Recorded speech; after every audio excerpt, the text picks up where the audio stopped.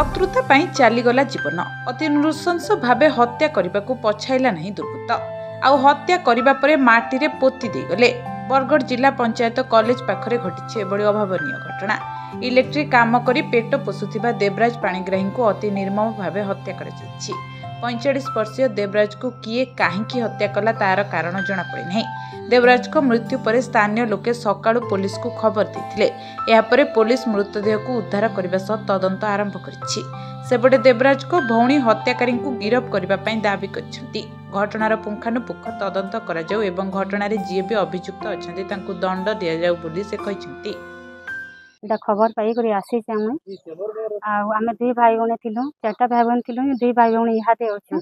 आ मोर भाई की जेन माने हत्या करिसन आज्ञा तांकु तार माने जल्दी से बाहर करी तार माने तांकु न्याय मिलो। मोर भाई की जेन हिसाबे अत्याचार करी मर्डर करिसन तांकु तार माने न्याय मिलो जल्दी। तार माने पुलिस तार माने इंक्वायरी करी तांकु न्याय मिलो मैं चाहूँ।